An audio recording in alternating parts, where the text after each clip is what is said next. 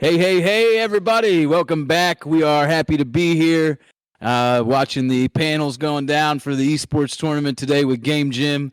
And we are excited to be here. And we're going to make a little bit of music for you before we get started on a panel discussion with Josh and Frump. So we're excited to do it. And here we go.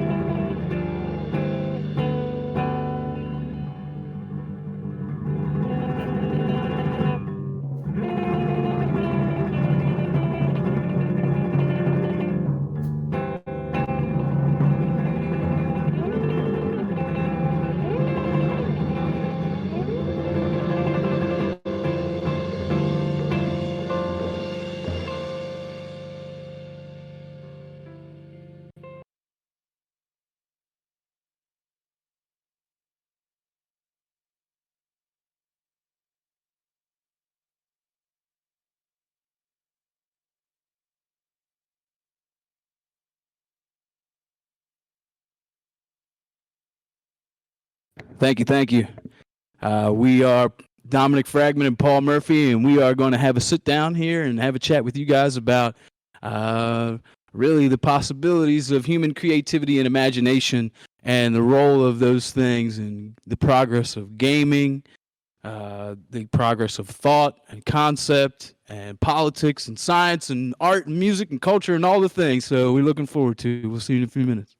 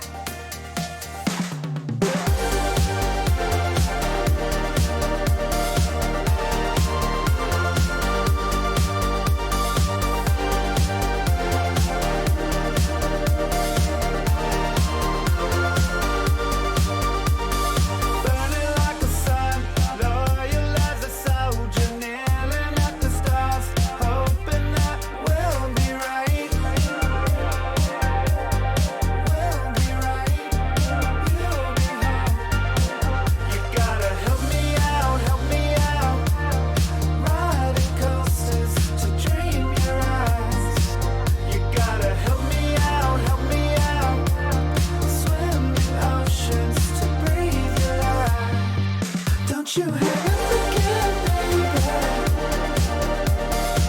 I just can't be alone tonight. Don't you hang up again, baby. I just can't be alone tonight. Ticking like a bomb, falling in motion, center of the stage, hoping that we'll be right back again. You gotta help me out, riding coasters to dream your eyes. You gotta help me out, swim in oceans to breathe your life. Don't you hang up again, baby. I just can't be alone tonight. Don't you hang up again, baby. I just can't be alone tonight.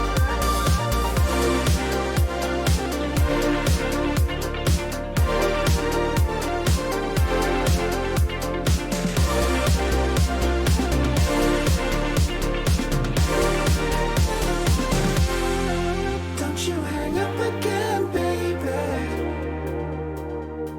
I just can't be alone tonight. Don't you hang. All right, everybody, and we are back with our friends from Progress Culture. Thank you guys. What an awesome morning we had, and thank you guys for serenading us with some beautiful tunes this morning.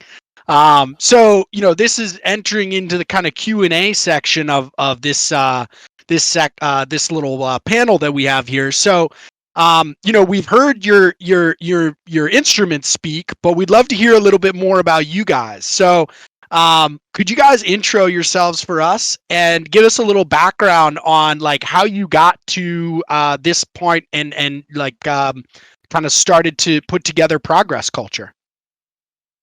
All right, yeah.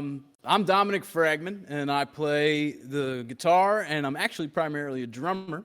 And sort of the way that we got to this point with Progress Culture was we've been doing events that highlight the mindset of creativity and innovation, and we've been doing them where we will do panels and concert events with like the guy who was the conceptual designer of the F-16, people that are doing groundbreaking work in their fields, mostly in engineering and physics and that sort of thing. But we believe that the connecting point between these disparate fields is actually the mindset of creativity. And we believe that the mindset of creativity and innovation is mutual listening, open communication, positive interaction towards progress, and the exploration and embracing of different ideas and perspectives. So with those things, whatever you're practicing, whether it's art and music or gaming and engineering and physics and politics and all these sorts of things, that if you are practicing those values, that you're going to create not only progress in that field, but that's not only a good way to do a thing, it's a good way to be a community member and an individual and a human. So it's the way that we make our music, and it's sort of some of the things that Tommy has come to embrace here at Techport, and he's brought us in to begin doing weekly sessions of Progress Culture, which we release every week as a podcast and a video series, as well as with the music and clips from the show. And it's been, I mean, we're grateful to be here with you all, and we're really grateful to just be a part of what Tommy has going on at Techport as well. So that's sort of where I come into it, and maybe, Paul, if you want to. Yeah, hi, my name is Paul Murphy, and I play drums. I started playing when I was about 5 years old. And from there, I studied with quite a few different people, such as Joseph Levitt, who was the lead percussionist for the National Symphony and the director of Peabody. I studied with him privately. I also had met Gene Krupa, Buddy Rich, Louis Belson. And then I was in some rock groups that were playing in the DC area when I was in my early teens. And at 17, 16 and a half, I was asked to play with Duke Ellington's bass player, Billy Taylor. And I played with Billy for a couple years, and from there, Billy told me that I should probably get introduced to Cecil Taylor and Jimmy Lyons after he pushed a CD into his car and let me hear it. So I said, well, where are they? He said, New York. I said, should I move there? He said, no, you're not ready yet. Go to California. I went to California. And in San Francisco, I started my own group and premiered basically out of Keystone Corner. Then I had the opportunity of meeting Jimmy Lyons and Cecil Taylor. And they asked me when I would be in New York. I said 2 weeks. I went to New York. I was there in 2 weeks and lived in my car. I then met Rashid Ali and Dewey Johnson. Dewey Johnson was in the group I put together at CBS and RCA, along with Karen Borka and Jimmy Lyons, and I also managed Rashid Ali's club, Ali's Alley. Rashid was John Coltrane's drummer. So that's basically where I started. And then you met him. Yep, and then I Many met years Dominic. later, yeah. Yep, I met Dominic, and we've known each other for quite some time. I was studying Dominic drums with him. Dominic has interacted with myself and my wife, poet Jerry Carroll Murphy. And I had a group, one of the groups I had put together was myself, Larry Willis, and Jerry. And then Dominic stepped into that. After a few years, Larry passed. And it's basically been myself, Dominic, and Jerry in the spirit of innovation and freedom. And then we met Tommy. And then we met Tommy, And and then it was all over. Tommy gave us a great chance, a Yeah. great chance to explore. No, it's been fun working with you guys. Tommy, can you Pleasure. tell us a little bit about Techport and what you guys do there? Yeah, sure. So we're actually in an airplane hangar right now. Some of the camera angles went up kind of high, and you could see the ceiling about 30, 40 feet. And the original purpose for this place was to be a drone incubator. So quadcopters, fixed-wing drones, because we are sitting at an airport with all sorts of jets, helicopters. There's a Harrier jet 50 yards away. And so the University of Maryland, they built this place.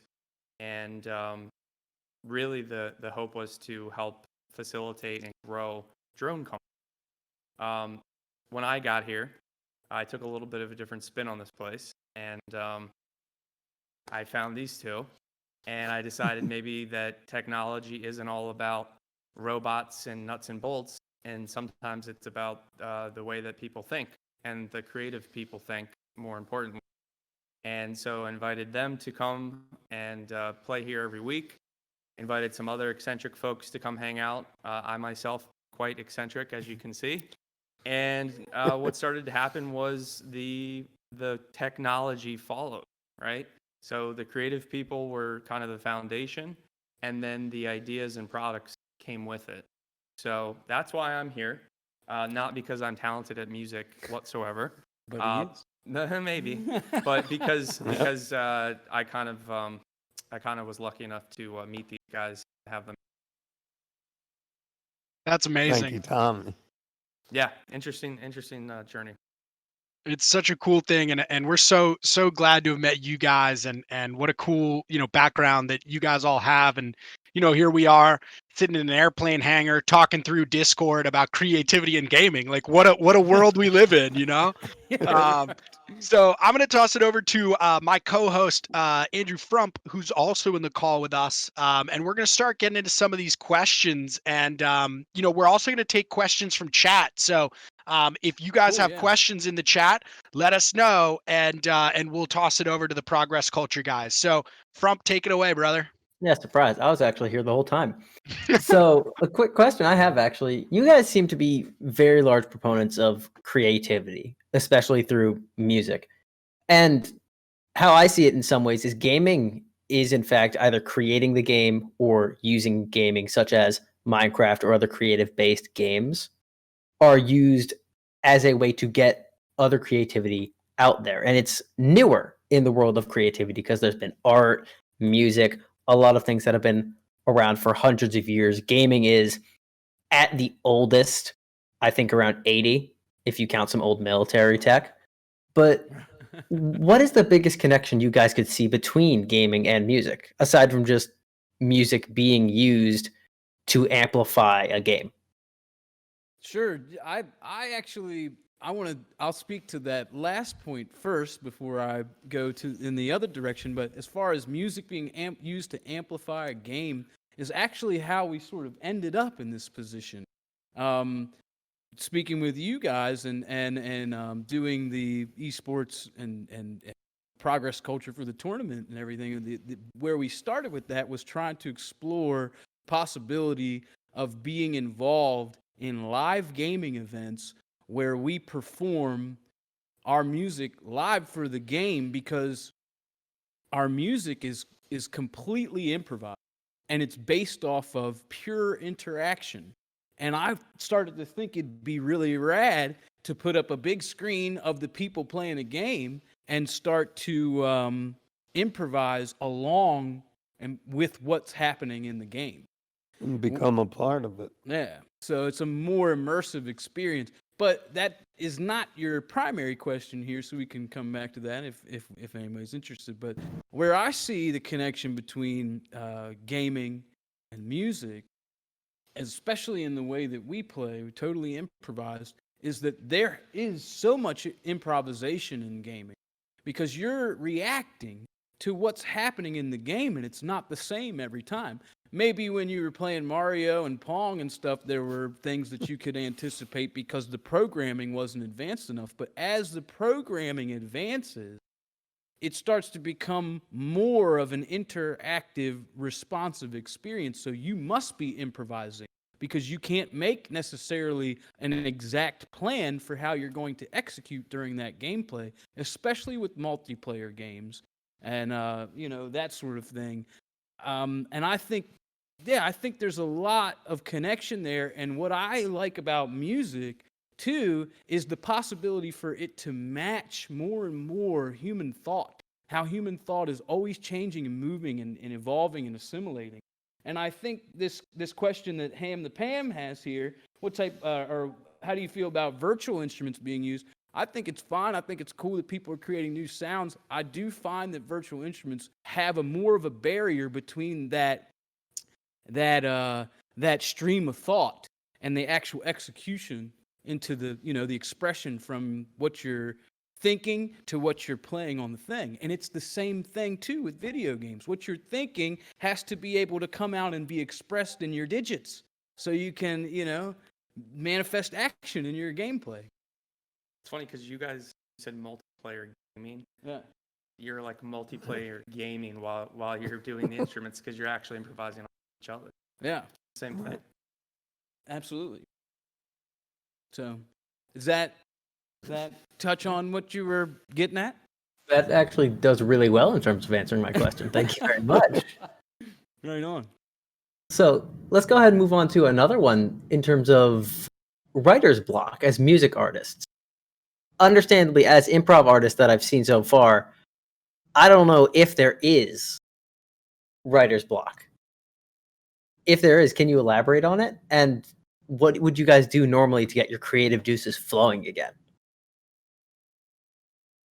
Well, basically, our creative juices are flowing because of interaction and our own knowledge and perception of music that we have heard, learned about, played, and gained throughout our lives, which allows us to interact at a certain level.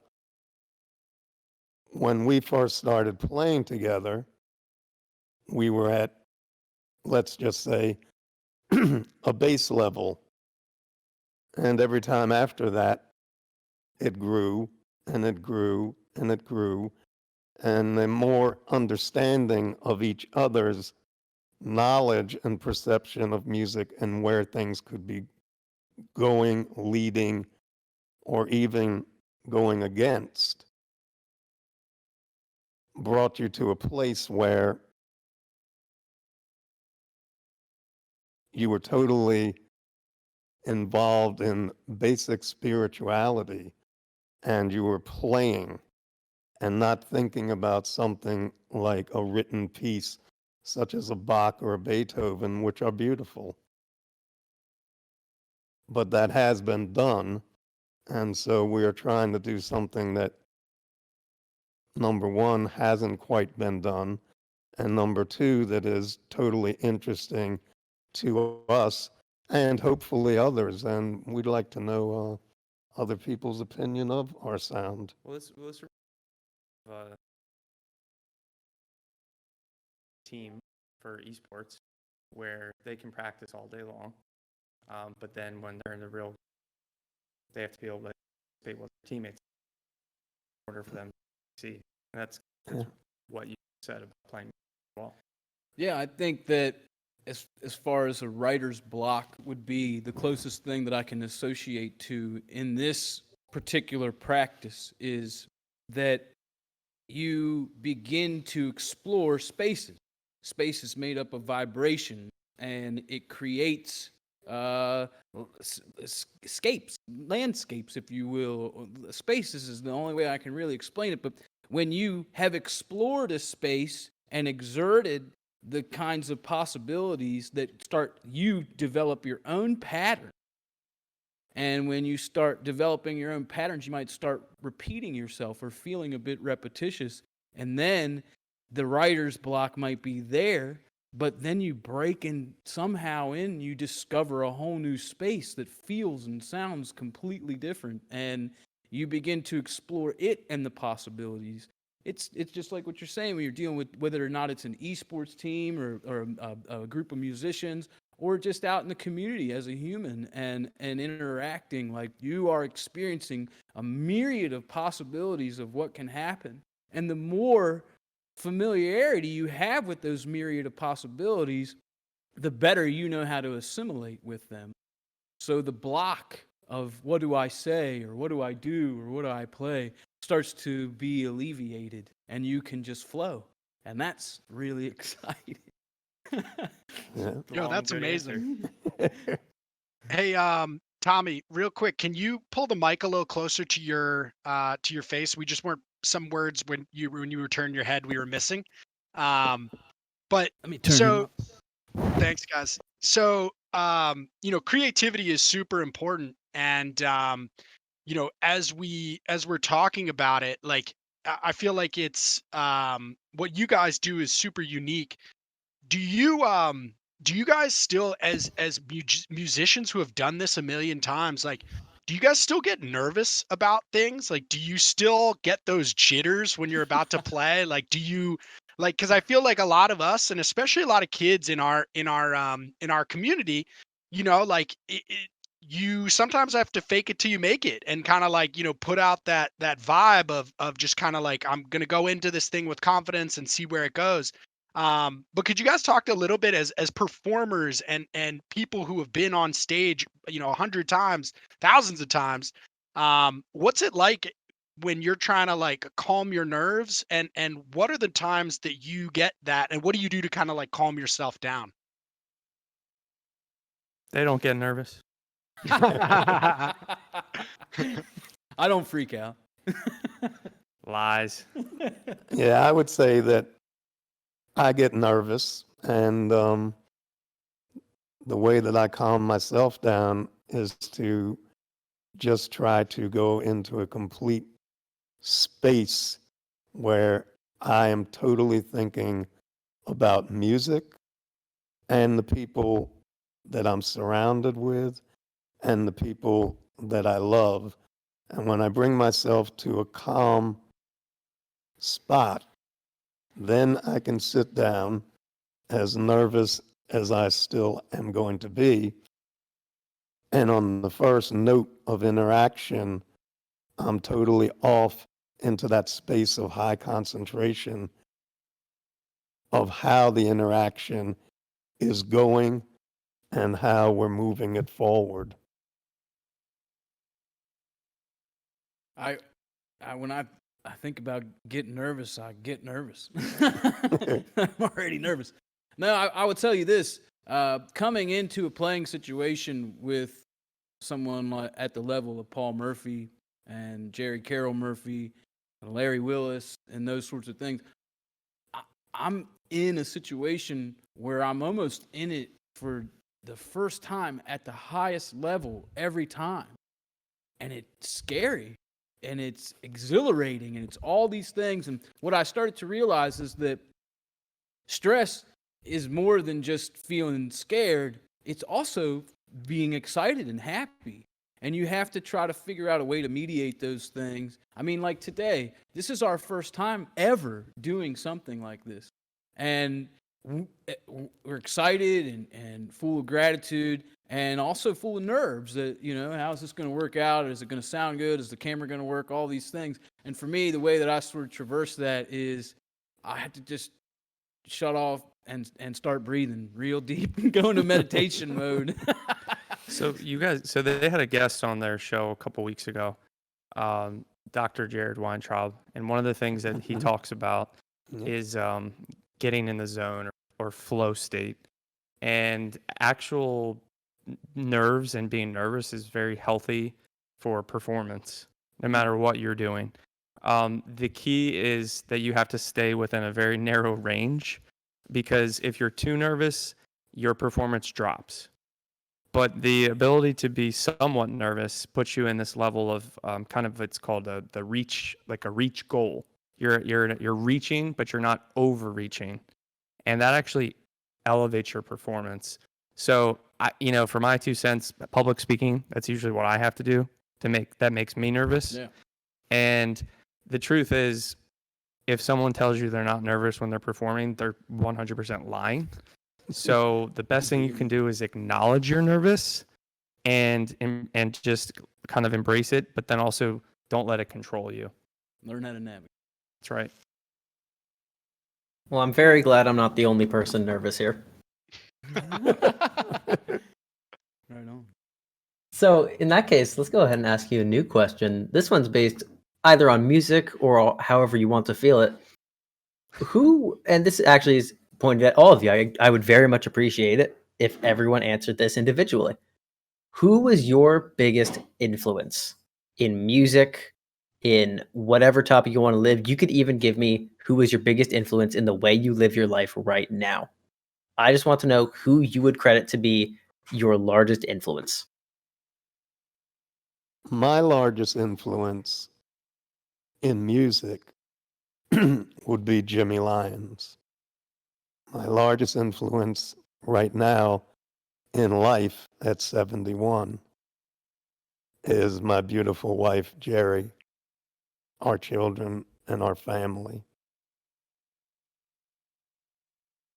I'm really fortunate because my truly my biggest influence is I'm sitting in right next to him and with Jerry as well. Paul and Jerry changed my life. I mean, I was headed down a path that wasn't necessarily a negative path, but it was sort of an unaware path where I was achieving and hitting goals even that I had, but I had no idea that those goals weren't the actual it. And when I was able to begin to interact in a deep way with Jerry and Paul, it changed me spiritually, mentally, emotionally, and my ability to execute on the instruments and make a seamless transmission of thought to expression. And I've gotten a chance because of them to meet people that Paul has talked about, like Cecil Taylor and Larry Willis. Cecil Taylor is considered one of the heaviest musicians of our time.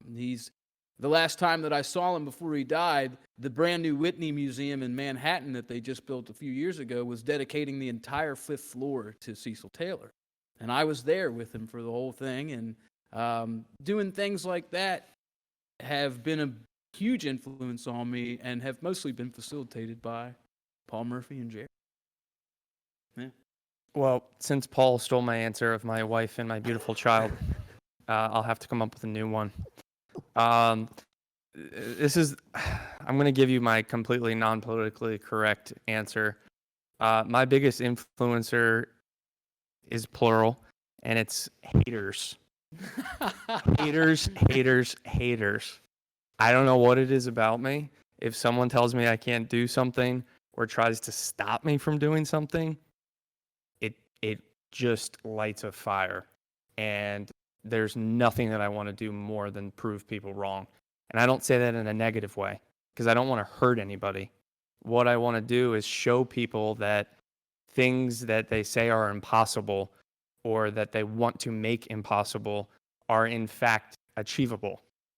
And you will find that a lot of the things that I've done or I've been a part of are a very underdog type story. And I like to give others who are underdogs themselves, like me, kind of the motivation and the energy to achieve things that they know they can do, but that other people tell them they can't. So the answer, besides my wife and kid who might be watching, is haters. That's a pretty good one, man. And you know, there's no shortage of them out there too. So you know, you'll always have None. good ammo. Well, I you want know, to ask you. Can I ask you guys a question? absolutely. How does for you in your lives, whether or not it's gaming or whatever, how does the spirit of creativity and imagination, where does that, is that something that you embrace and that you find helps you achieve any of the things that you're trying to achieve, or think in new ways that you find helpful? What does that in your life? I have a very easy answer to this one. Go ahead. So I teach a lot and play a lot of Minecraft, which, if you do not know what it is a sandbox game, meaning you Yeah. are given all of the tools and you build the world around you. Right. In that case, I have to not only teach others how to embrace the creativity of that game, as well as branch out in their own ways, as well as I get to challenge myself. How do I want to play the game? In what ways do I want to build my world around me? And it's quite a bit of fun to just embrace that creativity and help others embrace that creativity. Does that manifest in your physical reality? A little bit. Ways? I mean, how does that work? well, it's a lot of thinking about it, less physical, I suppose, but in regards to it just manifesting, I get to think more about in what way do I want to approach this? How Right. do I want to show others how to be creative in their own way? In your everyday doing, In my everyday, or you know what I mean, like maybe not every day, but this is becoming part of your thinking in a more regular basis, just that is not just in the game. I'll be honest, I was not prepared to answer philosophy questions. Oh no. Well, I'm you sorry. you definitely don't know who you booked then. Yeah, you're right. Josh, you got it.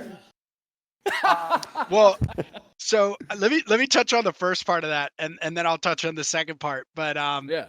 you know, for me, like the thing that I'm really trying to drive forward with everybody, and you know, with Game Gym, and you know, doing things like the winter games itself, or you know, working with you guys, is you know, this world of esports and gaming, we're building it as the plane is flying.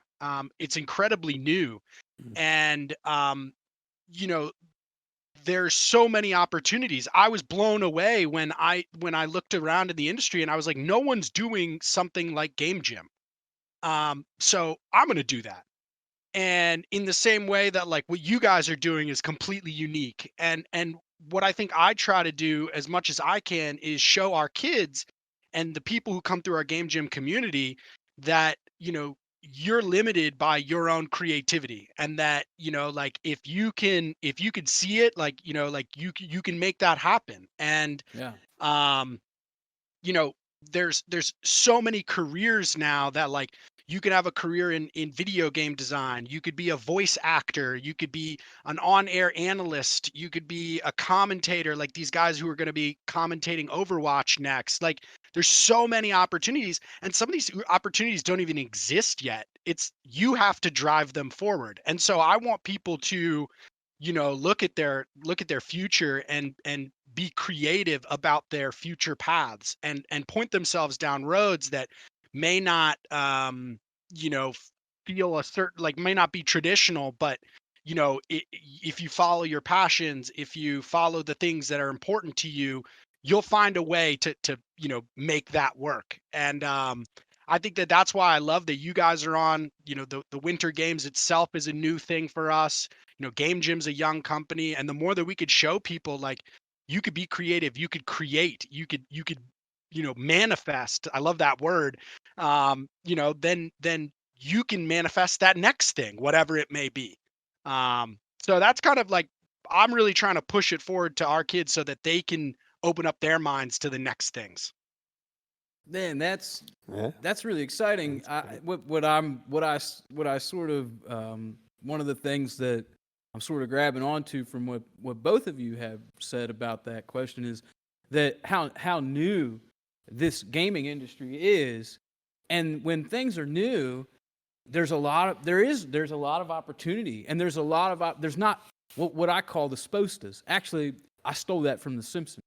Someone's got a case of the spostas, and the spostas is when you think you can only do what you're supposed to do. And when something has a lot more traction and history and tradition and ways that it's supposed to be done, you usually have to fall in line with that. So it's really exciting to be a part of something where there is still a whole lot of opportunity. And it makes me even more excited to be here, to be able to share in it. So this is an opportunity and possibilities for us too, as coming into that world, and it makes me feel even more stoked about it. Yeah, and I see someone in the chat is a marketing and advertising major. I literally can't think of a better industry to be in. I'm gonna plug a speaker tomorrow. A friend of mine, Wade, who I believe is going to be joining the Winter Games tomorrow. Oh, cool. And He's actually in right now. He turned me on to Fortnite cards. I don't know if anyone who's watching is into Fortnite cards, but I'm sure you're into Fortnite the game. And as someone who's creative and loves marketing and advertising, Fortnite, the skins, and the way that they promote that game, that would be the greatest job in the world. And so, just like Dominic said, I mean, there's really no spostas in that world, because the characters they come up with and the way they design them, you could go anywhere. That's right. That's awesome, man. I think that, we've all, the coolest thing I think is that the creativity connects us. And the thing that I always tell my kids is that, typing on a keyboard is the same thing as playing a guitar. It's your brain telling your fingertips to create something. And whether that's a super move in a game or an epic shred on a guitar, the process is the same. And you you could be creative with both of those things. And that's why I tell our kids, who are gamers, definitely pick up an instrument. I don't care what it is, but like, pick up something. So when you put the game down, you pick up your guitar, you got something to fiddle with, and also you're working on your gaming, because you're telling your fingertips what to do. And I just see so many parallels here. Yeah, but go ahead. You might also be not only sort of developing those neural pathways that say, brain says this, fingers go. You're also, so that you're a better sort of at using the controller, but that practice of a seamless connection between mind and body is going to better be able to help you focus, execute, get fluid, and also maybe even help you come up with different ideas that help you develop a totally new video game. 100%. I mean, that's spot on, man. Spot on. Yeah. So we got a couple minutes left, and then we gotta we'll have a short break before we enter into our Overwatch tournament. But I wanted to finish on you know, the theme that we're trying to push forward is creativity.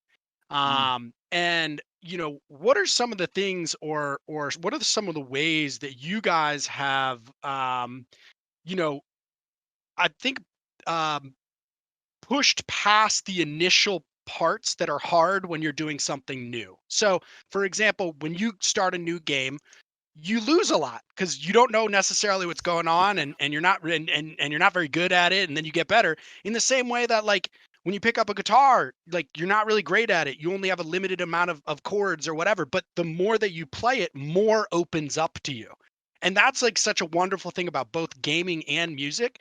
But what are some of the things that you guys, you know, can do to help people along that creative process from beginner to you know, feeling more confident in their skill, whatever it is, whether it's music or gaming, or you know, something along those lines. So how do we help people kind of continue the creative process when things are tough?